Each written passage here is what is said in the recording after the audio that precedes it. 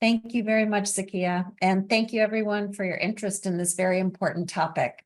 My name is Carolyn Wester. I'm the director of the Division of Viral Hepatitis at the U.S. Centers for Disease Control, and I'll spend the next few minutes providing an overview and rationale for CDC's recommendations for hepatitis C testing among perinatally exposed infants and children, which were updated or released in November of 2023. Next. I have no disclosures or conflicts of interest that are relevant. Next. Just to frame our discussion, hepatitis C is a public health crisis in the United States. There's an estimated 2.5 million people with hepatitis C in the US, and despite having access to curative direct-acting antivirals over the past decade, we've seen prevalence remain basically unmoved. This is in large part because of ongoing transmission. In 2021 alone, there were nearly 70,000 acute infections estimated in the US. You can see here that the highest rates are among individuals in their 20s, 30s, and 40s or reproductive years. Next.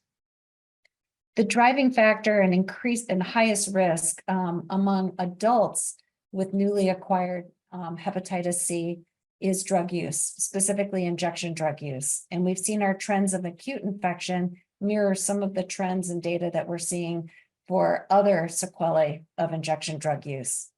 In children, however, most infections are acquired perinatally. We do know that more than half of acute infections go on to progress to chronic infection. Next. And in 2021 as well, in the more than 107,000 newly reported chronic infections reported to public health, we can see the gender and age distribution in this chart. There has been an epidemiologic shift over the past decade to reproductive age individuals, and we have a risk of seeing this bimodal curve turn to a trimodal curve in the context of perinatal transmission. Next. Because of this shifting epidemiology, we've also seen testing and screening recommendations evolve and update over the years. Specifically, with recommendations for testing during pregnancy, we saw the American Association for the Study of Liver Disease and the Infectious Disease Societies of America make this recommendation in 2018. Testing or screening during every pregnancy was then endorsed by CDC and USPS Task Force in the early 2020. And updated recommendations were mirrored by the American College of Obstetricians and Gynecologists, as well as the Society for Maternal Fetal Medicine in 2021. Next. The current recommendation for conducting hepatitis C testing in the US is a two-step antibody first approach. The antibody test, if reactive, does not discern between past or present infection. So a subsequent RNA test is needed to detect current infection. Next. With the increases in acute infection, we've also seen increases among persons with delivery in the US. This data shows that by 2019, and we've seen those rates go up, about 0.5% of all persons with deliveries had a diagnosis of hepatitis C. Well, we know that testing is the first step to diagnosis. You must get tested before you're aware of your status, and it can be reported on your delivery record. On the right, we can see that this is probably just part of the story, because even after the new recommendations were released in 2020, as far as recent as 2021, still less than half of pregnant persons were being tested for hepatitis C during pregnancy. Next. Because maternal diagnosis is the first step to identifying pediatric diagnosis, it's very important that pregnant persons are tested and diagnosed. We can see that perinatal transmission is estimated to occur between 6 to 7% of the time, and that's in the context of hep C monoinfection. And among individuals with hepatitis C and HIV co-infection, that percentage is even higher, 10 to 12%. We estimate that between 20 and 30,000 children are born each year with perinatal hepatitis C exposure, resulting in 1,500 to 2,000 children born with perinatally acquired hepatitis C each year. Next slide. In order to test the infant for perinatal hep C infection, recommendations from different organizations vary. In general, 2 to 6 months of age is the earliest time an infant can be tested with hep C RNA. A single test is diagnostic of perinatal transmission with a sensitivity of 100 and specificity of 100%. Testing of RNA prior to 2 months of age can lead to both false positive and negative results. As far as antibody testing goes, 18 months is the earliest time for an antibody test. Prior to that, an antibody test can detect passively transferred maternal antibody. And treatment, currently, the earliest stage of treatment for children is 3 years of age. Prior to the CDC current recommendations, most organizations recommended testing at 18 months of age. However, because there's a long time from the diagnosis in pregnancy to the diagnosis and treatment in the infected infant, loss to follow-up occurs commonly. Next. This slide includes some of the data on linkage to care and loss to follow-up among hepatitis C exposed infants. One study showing surveillance data showed that among over 500 exposed infants, only 16% had hepatitis C testing. Another study using surveillance data from 7 US jurisdictions found that only 2% of children that were perinatally exposed to hepatitis C were actually diagnosed. These results are consistent with other studies on loss to follow-up of perinatally infected children. Next slide. In response to these gaps, CDC convened a perinatal hep C guidelines work group. This work group discussed research questions, conducted systematic reviews, assessed the quality of evidence, and considered the literature, cost-effectiveness analyses, and implementation feasibility, as well as public health implications and equitable access to testing. Next. The research question was posed as our PICO questions, population intervention comparison and outcomes on this slide. So among children and infants perinatally exposed, would a nucleic acid test for RNA during 2 to 6 months of age compared to the current antibody first approach beginning at 18 months lead to increased identification of hep C infections, increased linkage to care and treatment, and decreased long-term outcomes, including cirrhosis and deaths attributed to hep C infection? Next. To summarize the evidence, the rates of hep C among pregnant reproductive age adults has been increasing. Perinatal hep C transmission occurs in 7% of exposed infants and children. And our systematic review showed that approximately 70% of perinatally exposed infants and children are not tested for hep C infection, and therefore that many children with chronic infection are lost to follow-up. Next. This led to the justification of our updated recommendations, which now call for a NAT for hep C RNA at 2 to 6 months of age. It is highly sensitive and specific for diagnosing perinatal transmission. More children attend visits within the first 6 months of life than at 18 months, and early diagnosis of perinatal transmission is at 2 to 6 months of age is cost-saving and cost-effective in preventing morbidity and mortality from chronic hep C complications. Next. In conclusion, perinatal hep C is increasing.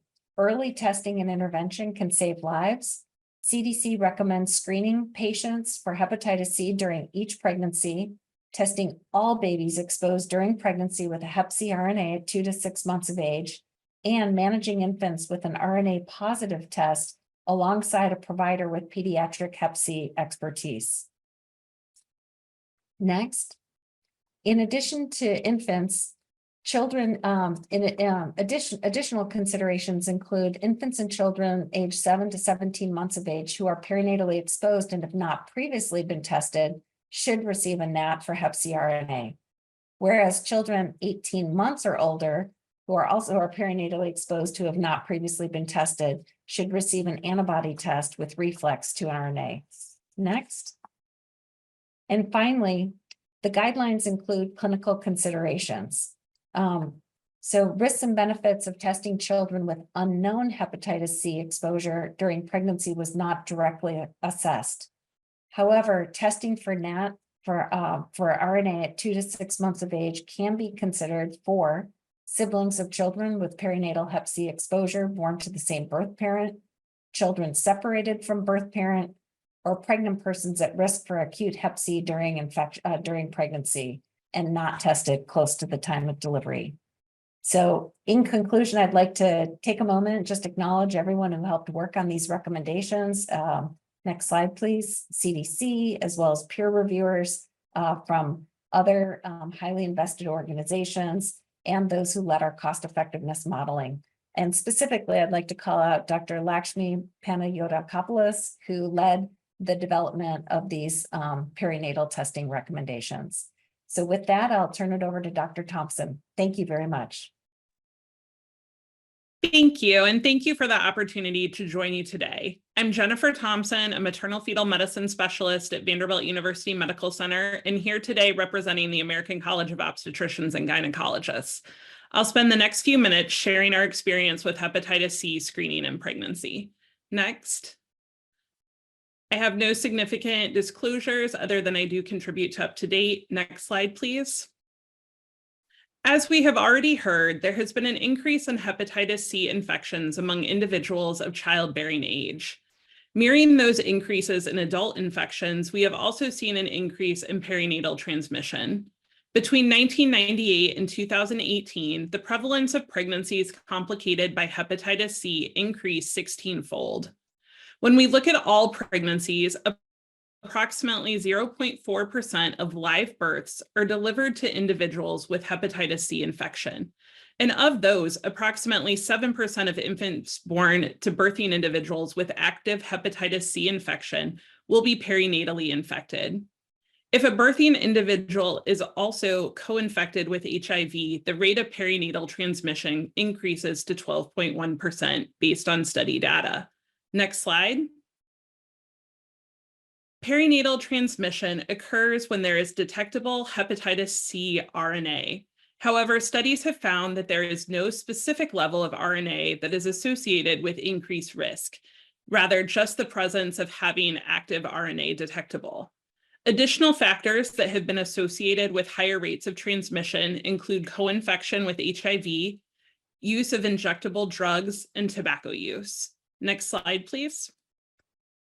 As was previously mentioned, universal hepatitis C screening is now recommended in every pregnancy. The timing of screening is the same as other routine antenatal testing, which is at the first prenatal visit. When patients test positive for hepatitis C during pregnancy, it is important to educate the patient on their diagnosis and explain the importance of postpartum follow-up. Clinicians should also link and refer patients to care during the antepartum period for their treatment postpartum. Although there are currently no treatments recommended during pregnancy, and hopefully that will change in the future, referral during the antepartum period can increase the follow-up postpartum. Patients that have established relationships with a provider are more likely to follow up. Additionally, we need to ensure that there are systems in place to inform pediatricians of the birthing parent's hepatitis C status in order to ensure appropriate pediatric follow-up. Next slide. So how are we doing since implementing universal screening? Testing is continuing to increase, but there is still significant room for improvement. Analysis using commercial lab data found an increase in hepatitis C screening from 16.6% in 2011 to 40.6% following the implementation of universal screening guidelines. And additional data reviewed by the CDC demonstrated that the median percentage of pregnant individuals screened is 47.6%. So still more than half of all pregnant patients are not being screened. Next slide. What about postpartum linkage to care? We know that postpartum linkage is low, with one study found that 60 to 75% of their patients were being referred, but only 9 to 19% received treatment. This makes treatment prior to a future pregnancy challenging, and additionally, by improving the birthing parent's linkage to care, it may improve neonatal follow-up as well. Next slide. Finally, in order for appropriate pediatric follow-up, it is essential for pediatric providers caring for the infant to have knowledge of the birthing parent's hepatitis C viral status.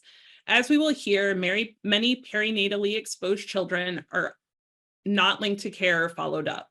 Some of those barriers to follow-up include changing pediatric providers, loss to follow-up from the primary pediatric provider, the birth exposure forgotten or not shared, testing not happening during pregnancy, and a challenging social circumstances for the parents or the guardians. Next slide. In summary, since the implementation of universal hepatitis C screening in pregnancy, rates are increasing, but there is still much room for improvement. It is essential to link pregnant individuals with hepatitis C to providers during their pregnancy to help increase postpartum follow-up. And lastly, we need to ensure communication with pediatric providers for the birthing parent's hepatitis C status in order to ensure appropriate follow-up testing and treatment of the child. Thank you so much for the opportunity to meet with you today, and I would like to pass this along to Dr. Mercedes Martinez and Dr. Ryan Himes for their presentation. Hello, and thanks for being here today. I'm Ryan Himes. I'm a pediatric hepatologist with Ochsner Health in New Orleans, representing the American Academy of Pediatrics and the section on gastroenterology, hepatology, and nutrition. I think the information we're presenting today really does represent a new era in the treatment and testing for pediatric HCV, and so I'm excited to share this information with you today. Next. One thing I would say is that this work dovetails nicely with work of the Academy's section on gastroenterology, hepatology, and nutrition. And one of those projects is to reduce health disparities. And so the moniker for this program is SPACE, or Specialty Access for Children Everywhere. And what this really gets at is trying to deliver subspecialty care to children no matter where they are. And this has really become much easier in the current environment with the tools that we have for virtual care and remote care. I think it really fits nicely with taking care of children with perinatal HCV infections as well. Next. I have no relevant disclosures. Next.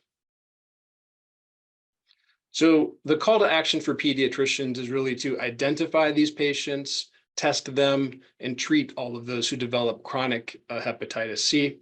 You've heard from the past two presenters that more children now than ever are at risk for perinatal exposure to HCV and for therefore developing chronic HCV.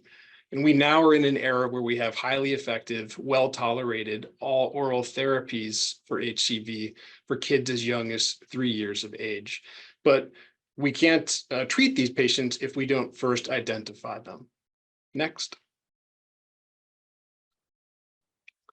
There are many potential barriers to this. We need to make sure that the mother was screened for HCV during pregnancy, that result is known to the mother and is available in the medical record of the mother. Was the mother's HCV status transferred into the infant's hospital record? So this is a big leap of faith to make sure that we've got the maternal information entered into the infant's record as well. And then lastly, if all of these holes in the Swiss cheese line up and we don't have the information, does the pediatrician elicit a maternal HCV status if she or he doesn't have that information in the record? And this is really just a sample of things that could go wrong. There are many other potential logistical barriers along the way, as Dr. Thompson and Wester also highlighted. Next. Unfortunately, the data would suggest that we're not doing a great job as pediatricians with this. This was a nice paper from the University of Pittsburgh Medical Center in Pittsburgh that looked at about 1,000 infants who had perinatal HCV exposure. They divided them into two groups, one group who did not receive subsequent well care within the UPMC system, and one group that did receive their subsequent well care within the UPMC system.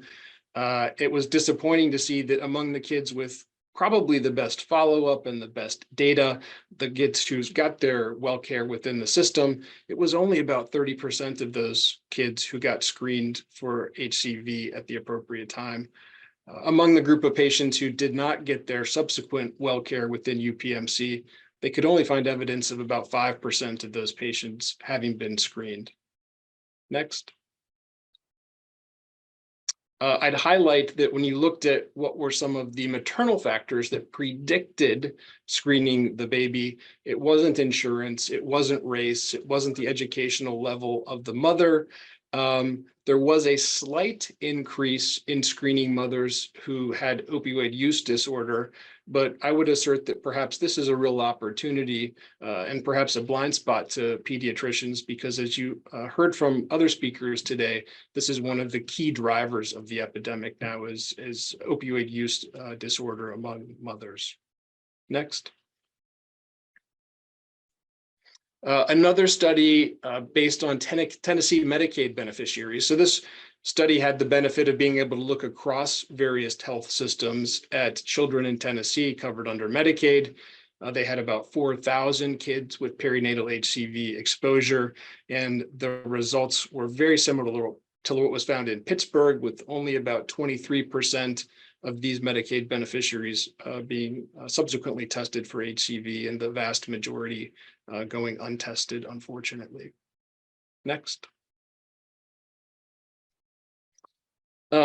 So to identify these kids, we need to start with the first step, which is testing moms. And I think it was highlighted nicely on the timeline that Dr. Wester presented. The societies didn't always have congruent recommendations about who to test or when to test.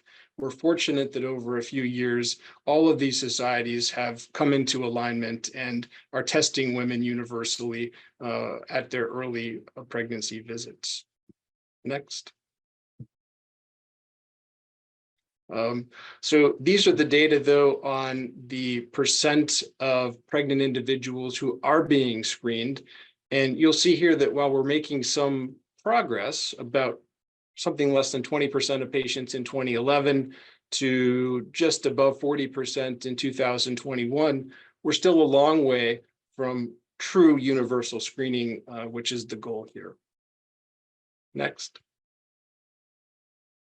So the new CDC recommendations, which were unveiled in November, transitions us from antibody-based testing at 18 months of age or more to PCR or nucleic acid-based testing at around 2 to 6 months of age. So the antibody-based testing strategy was obviously predicated on washout of maternal antibody to be sure we were measuring the baby's antibody level. And that long lag time, birth to 18 months, was a major factor which contributed to missing these patients. You lose information, you change pediatricians, you have lost to follow-up. And then there was that interesting piece of information that the rate of attending well care, irrespective of whether your child is ill or has HCV exposure or not, decreases over time. And so the PCR-based testing strategy between 2 and 6 months of age helps to overcome that by front-loading this testing at a time when parents were more likely to attend the well care.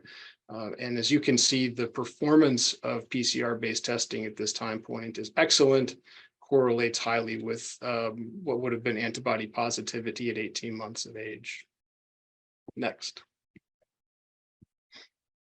And so to distill the recommendation into a nice text box at the left, do a nucleic acid-based test for HCV RNA around age 2 to 6 months.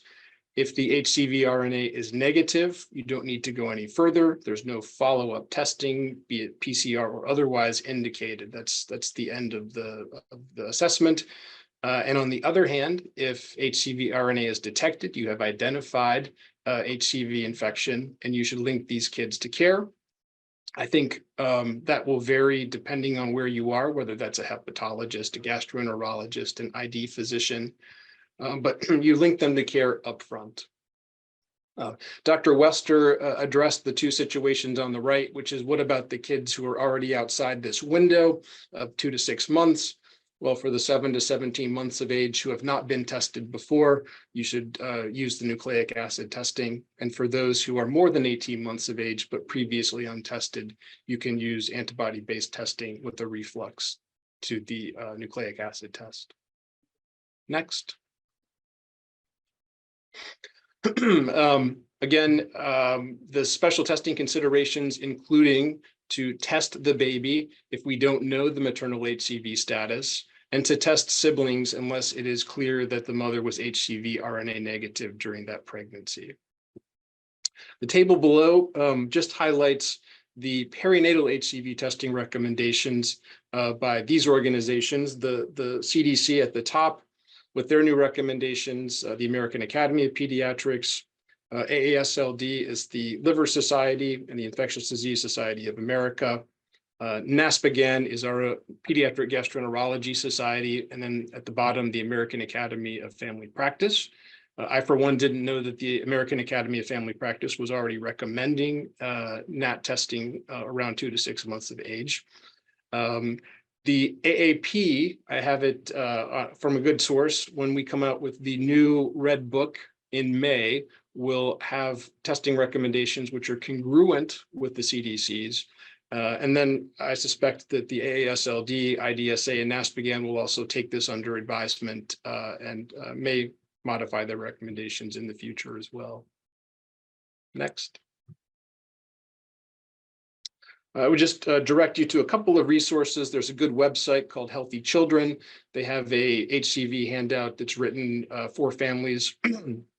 There's a great website, hcvguidelines.org, which keeps up to date with all of these guidelines. And there's a special corner of that website called Unique Populations Children that has this in tabular format that's super easy to digest.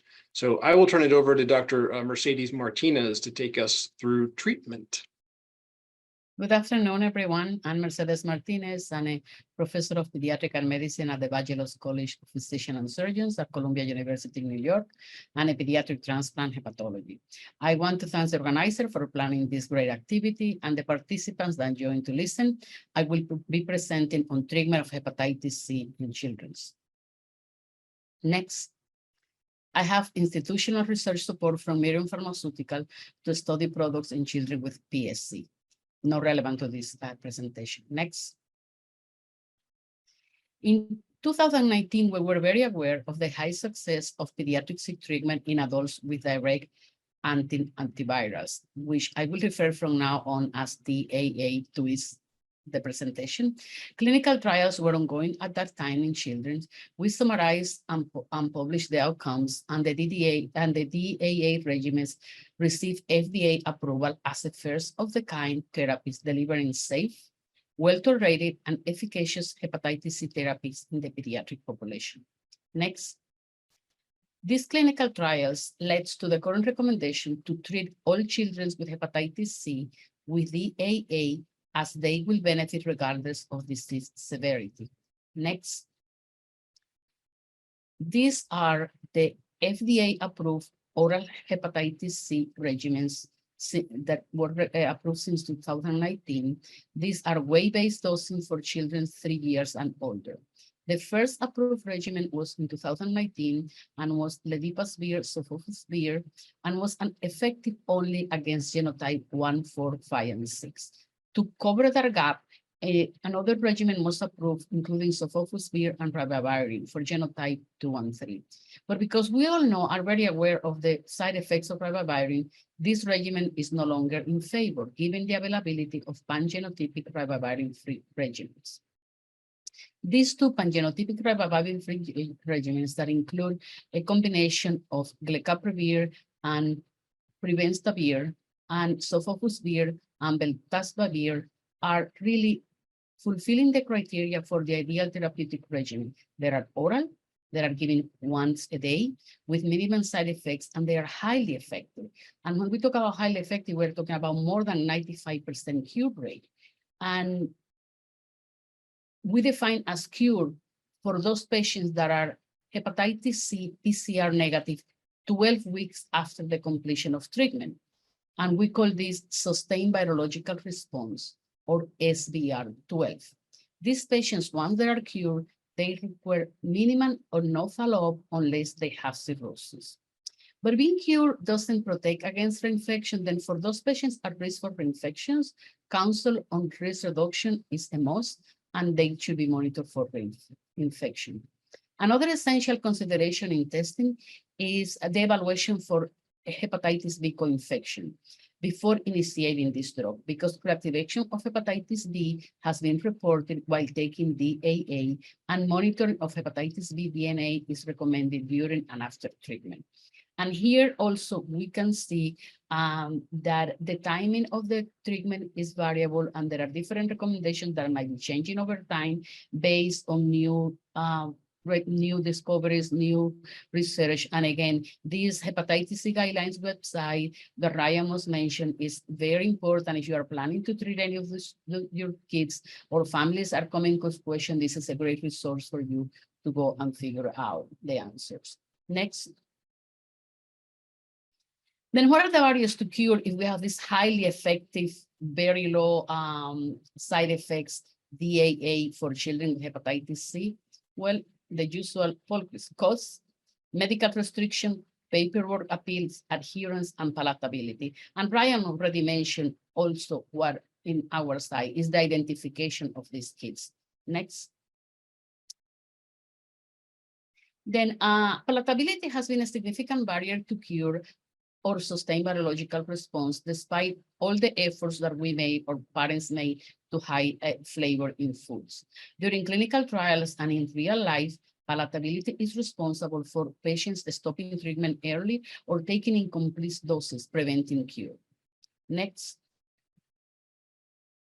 The initial sticker shock of paying $26,000 to $75,000 cash for each treatment has been eased by assistance and support programs requiring minimal copayments for the patients. But this high cost raised questions regarding the cost effectiveness of treating children who are unlikely to have advanced liver disease. Next. Cost utilities analysis has demonstrated that the incremental cost effectiveness ratio, or ICER, of all these regimens was less than the accepted 50,000 threshold for quality adjusted life year.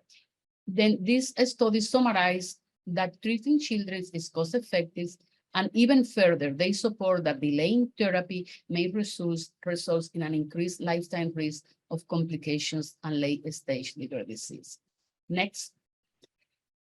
Given the price, we know insurance companies, they have been restricting these drugs, requesting unnecessary testing, evaluation of liver disease severity, abstinence from illicit drugs use, or prior authorization. All these requirements are time-consuming and generate avoidable paperwork, and this constitutes barrier to care and to cure. Next. Medicaid programs also impose this restriction. The level of restrictions varies by state, with a significant proportion of states being highly obstructive, as shown in this map. In dark red or brown, these are the states that are very obstructive. The light colors are states that are more likely to help the patients on Medicaid. Next. I have to call out Louisiana State.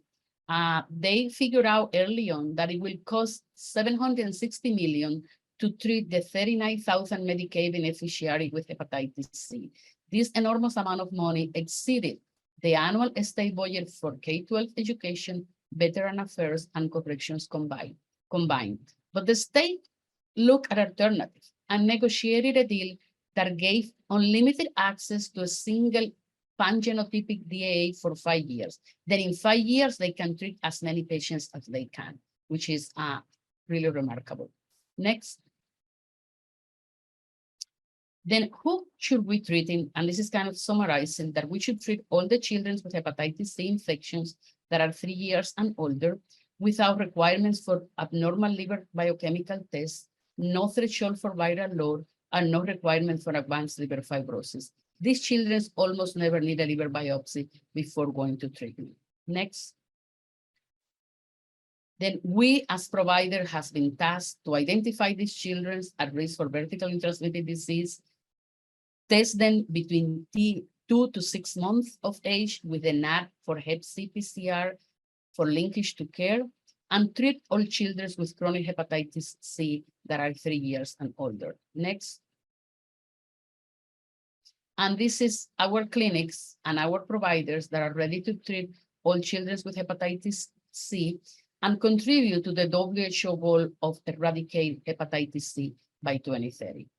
Thank you. We will be happy to answer any questions.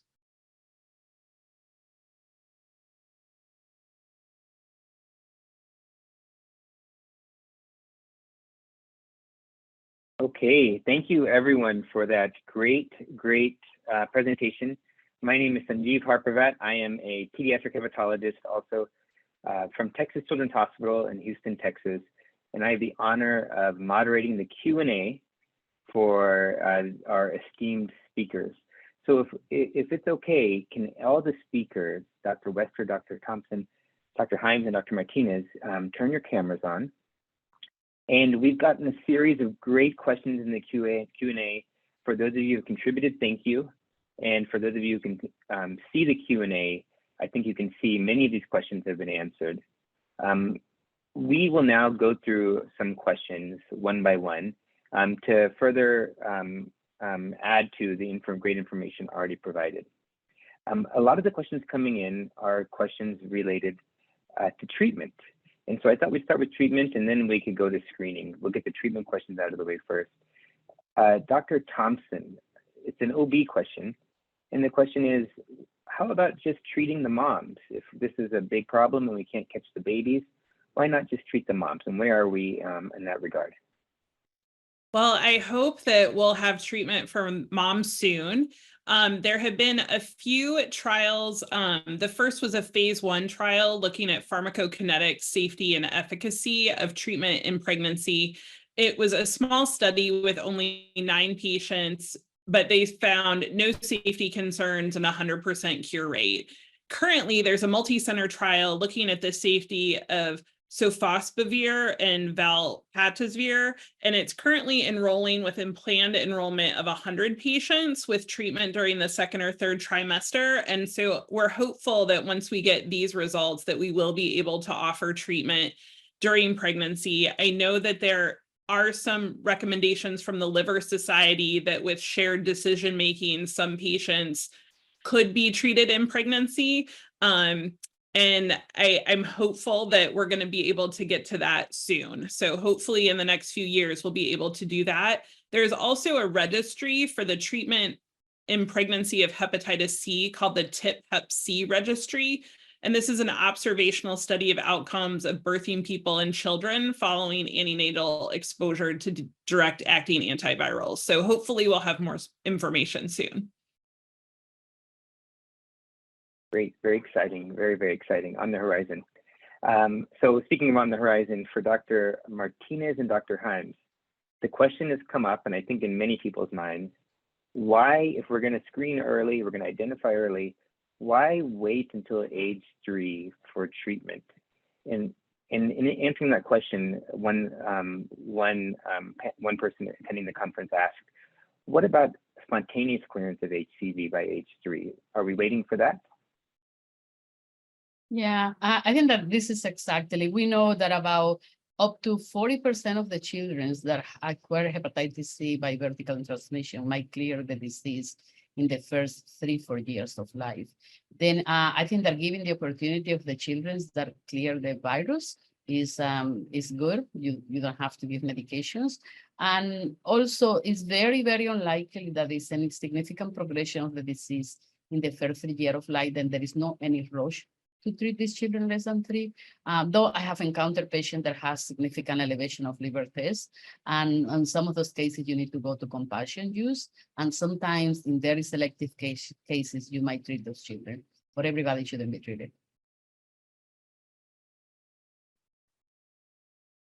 And so a follow-up, do you see the 3-year-old barrier, the 3-year-old limit, mainly a reason, is it because we're waiting for spontaneous clearance, or is there a push to go even earlier in treatment?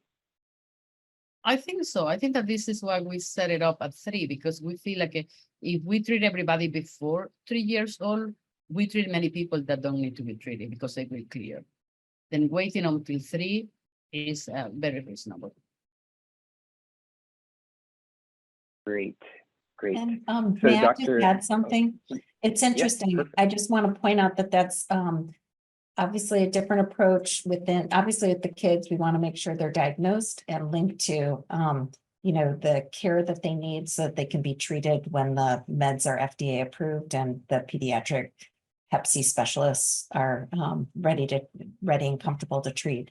The distinction I want to make in adults is that Hep C treatment is recommended regardless of stage of disease. So although, you know, 40% of individuals with acute infection will clear, there is still significant viremia and ongoing transmission in a very different population, but treatment is recommended both for chronic and acute infections among adults. Thank you.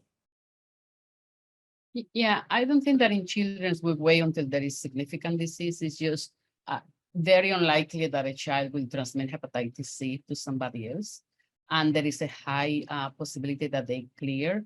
And that's why we don't recommend the treatment right away. And there is also no data, but I think that we are okay with the treatment starting at 3. 100% agree. Just wanted to make that distinction, particularly in the context of the discussion about perhaps moving in the future if reviews show for treating in pregnancy. So for Dr. Wester and Dr. Hines, the theme of this is really barriers to getting children who are exposed tested. And a significant improvement, as both of you mentioned and Dr. Wester you led, is bringing the screening age from 18 down to 2 to 6 months using PCR. Now, saying that, what are now some barriers, given that now it's 2 to 6 months, in your mind, what would you say the top 2 or 3 barriers are? And I think by giving us this perspective from your expert opinion, you give people a chance to think about solutions to these problems. So Dr. Wester, maybe you can share your committee's maybe top 2, and then Dr. Hines, you're in practical practice, your top 2. Well, thank you very much. So I'll just start. And I think similar to what we see within adults, making sure that we have the right diagnostic tools and cater to the populations and settings in which the populations will be tested or screened. So for example, a very simple point of care RNA test approved for kids in like a heel stick would be sensational, but we don't have that. So one of the barriers is the fact that specimen collection at this point among kids requires venipuncture. So I'll start with that and turn it over to Dr. Hines. Yeah, I think bringing the testing to 2 months of age certainly helps reduce or eliminate some of the barriers to information transfer on the parental and caregiver side. However, that some of that is shifted to whoever the care has been linked to, the hepatologist, the gastroenterologist, the ID specialist. And so it's incumbent upon us to develop systems internally when we get the handoff of these kids to manage them between 2 to 3 months of age till age 3 when they need to be assessed for treatment again. And I think in general, like we're pretty good at that. We manage populations and we have tools and can do that. And so I think it's a barrier, but it's one that we know how to manage.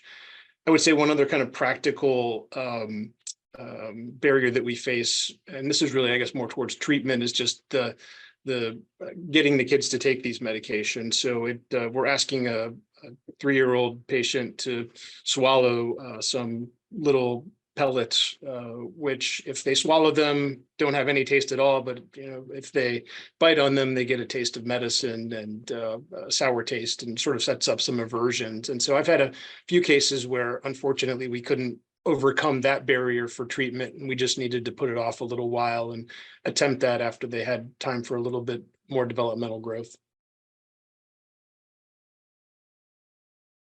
Great. And now, Dr. Thompson, I'll put our OB-GYN colleagues in the hot seat. There's no screening of kids unless the moms are screened first. It's not great, so it's getting better, as you showed.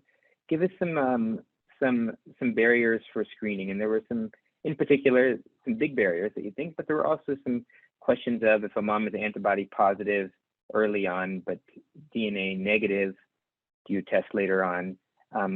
Sort of some of these details. What are some of the practical challenges faced in your field? I think in terms of screening, one is making sure that we continue to do education like this to get the information out that universal screening is the recommendation and not risk-based screening, because we know we miss so many people with risk-based screening. And in terms of testing, oftentimes, we do know that there can be spontaneous clearance. So when we have positive antibodies and a negative RNA, that could be a positive clearance.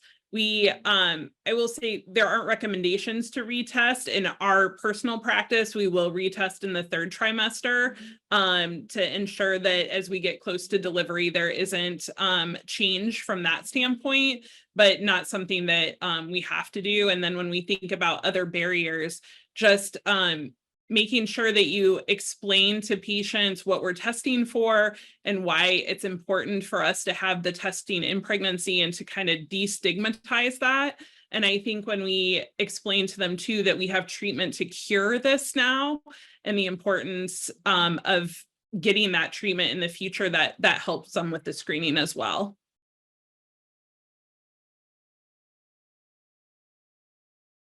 Great. So the more questions are coming in, and I have to say we will stop soon. So if these questions aren't answered by our panelists in person, we'll try to get them by text in a follow-up message from the CDC to all the participants of this. So Dr. Himes and Dr. Mercedes, I'd like to challenge you guys and ask you sort of a practical, persistent problem of the communication between the nursery and the primary care doctor. This entire system relies on that communication being strong. What is the state of that communication in your experience, and what are some ways to improve that? Ryan, do you want to go? Yeah, I mean, it's uneven is probably the best characterization, right? When infants are traversing between a closed system, the same health system, a shared EMR, it can be really good and information travels pretty seamlessly. But you can also, you've lived situations where kids are born at other hospitals and their medical records are not available to you and difficult to get. And those can be really challenging. And so both of these things exist at the same time, unfortunately. It's low tech, but I think, Sunny, you can also attest to the power of a phone call sometimes to get information from other physicians who may have been involved in the care of the patient. I think we don't do a lot of that now, but it's really often the most efficient way to resolve some of these unanswered questions about test results or clinical findings that may come to bear on the care that you provide or don't provide. I guess that this comes to the need for a universal medical record. Many hospitals that are on Epic and we have access to Epic, there is no reason why you will not learn that.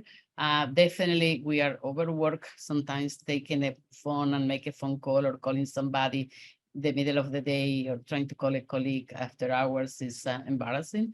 And you have a patient that you have questions, that is definitely something that we recommended, but this is part of the system problems that we need to resolve in the next few years. Create a universal medical record in the country that allows to access records of everyone.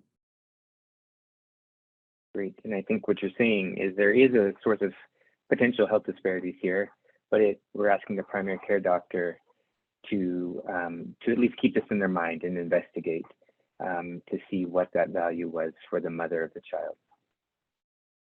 So some questions about the genotyping the virus. There were a couple of virology type questions. I'm not sure who in the panel, so I'll keep this open.